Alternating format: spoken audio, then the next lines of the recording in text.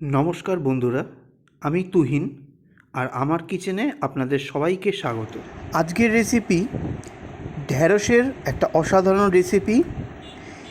গরমের দিনে খাওয়ার জন্য একদমই কম মশলা কম তেলে এইভাবে একবার ঢ্যাঁড়সের তরকারি বানিয়ে খেয়ে দেখুন, দারুণ লাগবে খেতে। সাইডে মাছ মাংস ডিমও লাগবে না। চলুন কিভাবে একদম সহজ পদ্ধতি ঢ্যাঁড়সের রেসিপিটা বা ভেন্ডির রেসিপিটা বানাই সেটা আপনাদেরকে দেখিয়ে দিই। প্রথমেই নিয়ে নিয়েছি 500 গ্রাম কচি ভেন্ডি মানে ঢ্যাঁড়স। আমি এটাকে প্রথমেই ধুয়ে নিয়েছি।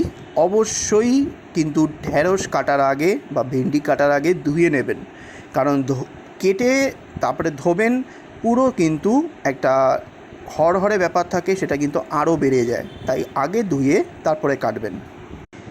এইবার এই রেসিপিটা বানানোর জন্য কিভাবে ঢ্যাঁড়স কাটতে হয় সেটা দেখিয়ে দিই। প্রথমেই ঢ্যাঁড়সের বোটার দিকের অংশটা আমি ছুরি দিয়ে কেটে নেব।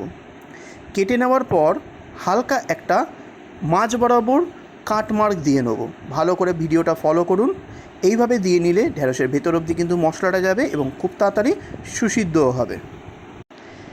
আর যে পোর্শনটা ফুলের দিকে অংশ থাকে সেটাও পর্যন্ত একটু হালকা করে কেটে নেব। এইভাবে আরও 2-3টে আপনাদেরকে কেটে দেখাচ্ছি, ভালো করে ভিডিওতে দেখুন। এইভাবে কেটে নিলে আপনার মশলা কিন্তু ঢ্যাঁড়সের মধ্যে যাবে, খেতে কিন্তু খুবই ভালো লাগবে। ঠিক এইভাবে আমি সব কটা ঢ্যাঁড়স একসাথে কেটে নেব। দেখুন আমি সব কটা ঢ্যাঁড়স কেটে নিয়েছি, আর সঙ্গে নিয়ে নিয়েছি একটা মিডিয়াম সাইজের আলু। ঠিক ঢ্যাঁড়সের মাপ করেই লম্বা লম্বা করে কেটে নিয়েছি এবং আলুটাও কিন্তু আমি ধুয়ে নিয়েছি। চলুন এবার রান্নায় যাওয়া যাক। এইবার আজকে যে ঢ্যাঁড়সের রেসিপিটা করব তার জন্য নিয়ে নিয়েছি 250 গ্রাম ছাড়িয়ে নেওয়া চিংড়ি। এটা কুচো চিংড়ি। এই কুচো চিংড়ি দিয়ে ঢ্যাঁড়সের এই তরকারিটা একবার অন্তত খেয়ে দেখুন, অপূর্ব লাগে খেতে। বাচ্চারাও পর্যন্ত চেটেপুটে খাবে। যে বাচ্চারা ঢ্যাঁড়স খেতে চায় না এবং মা বাবাদের খুব প্রবলেম যে ঢ্যাঁড়স খাওয়াতে পারি না, ঢ্যাঁড়স খাওয়ানোটা খুবই দরকার। তাই একটু চিংড়ি ফেলে দেবেন, যে তাহলে কিন্তু বাচ্চারাও কিন্তু ইন্টারেস্ট পাবে এই রেসিপিটা খেতে। চিংড়িটা আমি ভালো করে ধুয়ে নিয়েছি। এইবার এর মধ্যে দিয়ে দেবো পরিমাণ মতো একটুখানি নুন, আর অল্প করে দিয়ে দেবো একটুখানি হলুদ।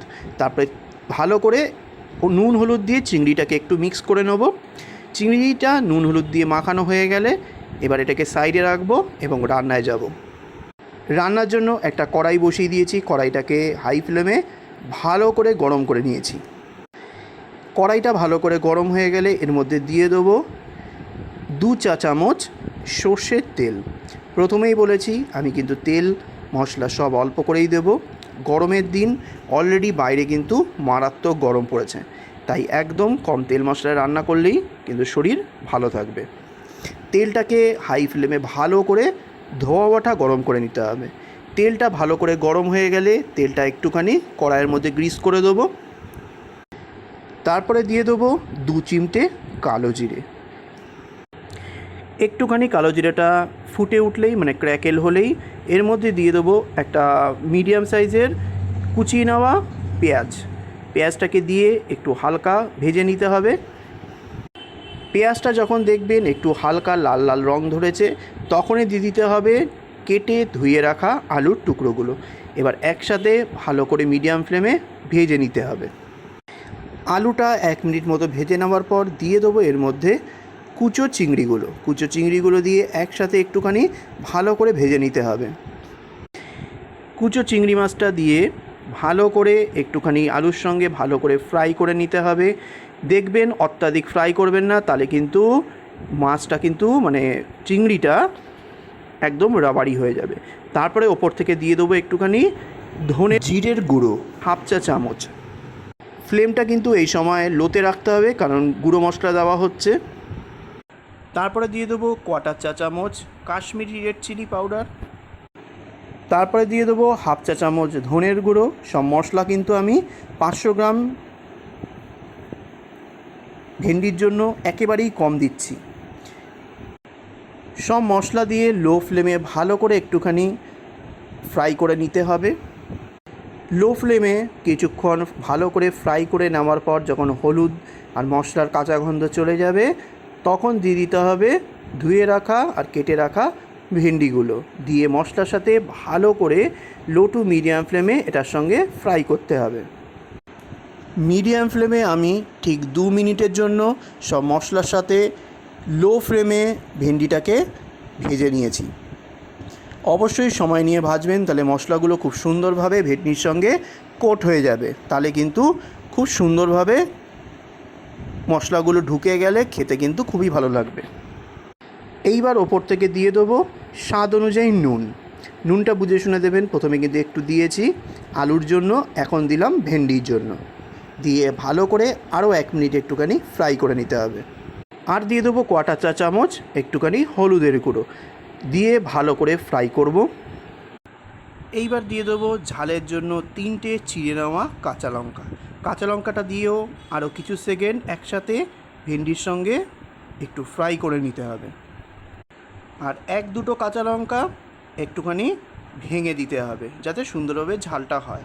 তবে বলে রাখি, বাচ্চারা যদি খায় এই কাঁচা লঙ্কা কিন্তু চিড়ে দেবেন না আর ভেঙে দেবেন না, তাহলে কিন্তু ওরা আর খেতে পারবে না। তাই গোটা কাঁচা লঙ্কাই দেবেন যাতে ভাতের রোলে খেতে পারেন।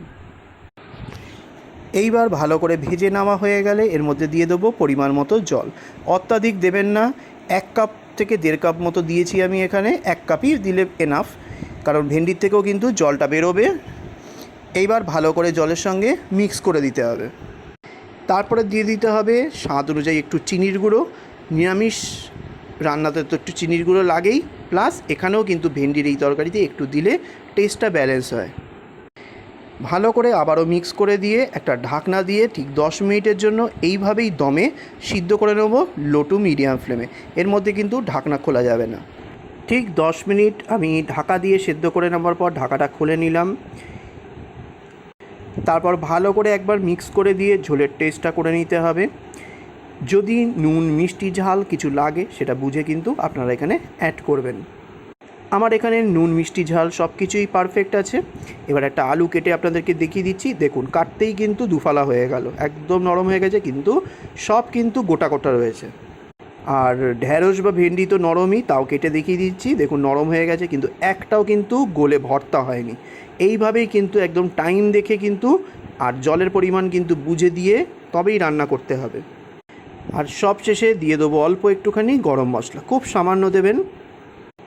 আর ওপর থেকে দিয়ে দেবো 1/4 চা চামচ পরিমাণে ভাজা জিরের গুঁড়ো। এই ভাজা জিরের গুঁড়োটা দিলে স্বাদ হবে অসাধারণ, ফ্লেভার হবে অসাধারণ। অবশ্যই দিয়ে খেয়ে দেখবেন। তারপরে ভালো করে মিক্স করে নিলেই রেডি হয়ে গেল ঝাল ঝাল চিংড়ি দিয়ে ঢ্যাঁড়স আলুর তরকারি। কম তেল মশলায় এই রেসিপিটা গরমের দিনের জন্য একদম আদর্শ। রেসিপিটা ভালো লাগলে অবশ্যই কমেন্ট করে জানাবেন কেমন লাগলো। বন্ধুদের সঙ্গে, আত্মীয় পরিজনের সঙ্গে অবশ্যই রেসিপিটা শেয়ার করবেন। আর পাশে থাকার জন্য আর পরবর্তী রেসিপির পাওয়ার জন্য অবশ্যই সাবস্ক্রাইব করে বেল আইকন ক্লিক করে অল বাটনটা ক্লিক করতে ভুলবেন না যেন। নমস্কার।